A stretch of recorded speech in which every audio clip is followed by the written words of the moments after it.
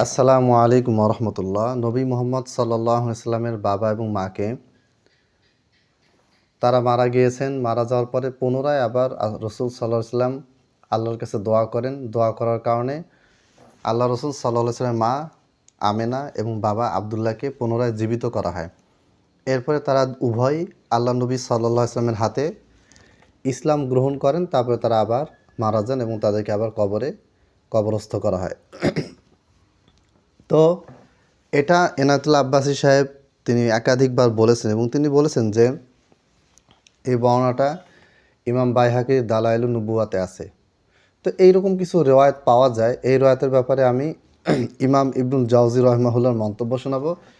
আরও অনেক ইমামের বক্তব্য আছে, জাস্ট আজকে একটাই দিব, সেটা হচ্ছে ইবনুল জাওজির কথা কেন আনলাম, কারণ এনায়েতুল্লাহ আব্বাসী সাহেব তিনি বলেছেন যে এই লামাজহাবিরা ইহুদি দালাল, এরা এজিদকে কাফের বলতে এদের কাফের বলতে চায় না, অথচ নবীর মা বাবাকে এরা কি বলে, কাফের বলে ফেলে।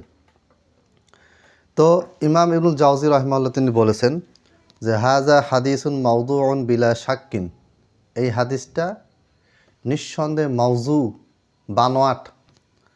ওয়াল্লাযী ওয়াদাআহু কলিলুল ফাহমি, যে ব্যক্তি এই হাদিসটা বানিয়েছে, যে আল্লাহ নবী সাল্লাল্লাহু আলাইহি ওয়াসাল্লামের হাতে ইসলাম গ্রহণ করলেন, কবর থেকে মা বাবাকে তুলে আনা হলো, তারা ইসলাম গ্রহণ করলেন, তারপরে আবার তাদেরকে কবরস্থ করা হলো, কবরে ফিরে দেওয়া হলো। এই হাদিসটা যে বর্ণনা করেছে সে কি, এই হাদিসটি যে বানিয়েছে, ওয়াদাআহু, যে হাদিসটি বানিয়েছে, কলিলুল ফাহমি, সে হচ্ছে অল্প স্বল্প বুঝ সম্পন্ন, আদিমুল ইলমি, তার কোনো এলেম নাই, এলেম ছাড়া ব্যক্তি।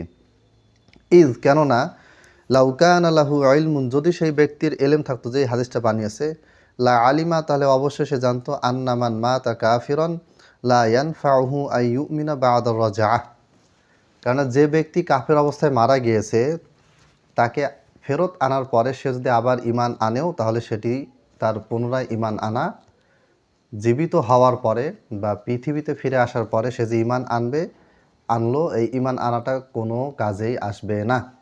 তাহলে এটা হচ্ছে আল মাউজুয়াত, ইবনুল জাওজির আল মাউজুয়াত কিতাব এটা আছে, আরও অনেক কিতাবে আছে এবং সব মুহাদ্দিসই একমত যে এই মর্মে কোনো সহিহ রায়াত নেই, জয়ীফ রায়াত নেই, অত্যন্ত জয়ীফ অথবা জাল, এটা সবাই বলেছেন। তো এই ব্যাপারে যদি আমাদের ব্রেলভি ভাইদের কাছে কোনো দলিল থাকে যে আল্লাহ নবী সাল্লাল্লাহু আলাইহি ওয়াসাল্লাম মা বাবাকে পুনরায় জীবিত করা হয়েছিল এবং তারা ইসলাম গ্রহণ করেছিলেন, তারপরে তারা মারা গিয়েছেন, এবং এটা যদি সহিহ বা হাসান বর্ণনা যদি পাওয়া যায়, গ্রহণযোগ্য কোনো সনদ যদি পাওয়া যায়, এবং সহিহ মুসলিমের যে হাদিসে আল্লাহ নবী সাল্লাল্লাহু আলাইহি ওয়াসাল্লাম তার বাবাকে বলেছেন যে ইন্না আবি ওয়া আবাকা ফিন্নার, তো তোমার বাবাও তো জাহান্নামী, আমার বাবাও জাহান্নামী।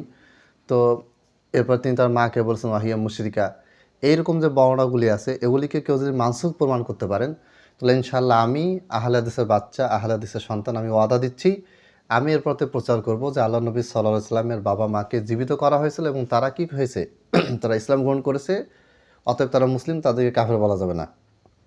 এবং যে হাদিসে নবী সাল্লাল্লাহু আলাইহি ওয়াসাল্লাম নিজেই তার বাবাকে কাফের বলেছেন, সহিহ মুসলিমের হাদিস, সেই হাদিসটা মানসুখ হয়ে গেছে। এটা আমি নিজ দায়িত্বে ওয়াদা দিচ্ছি, আমার তরফ থেকে প্রচার করব, কিন্তু সেটা আগে প্রমাণ হতে হবে। আসসালামু আলাইকুম ওয়া রাহমাতুল্লাহ।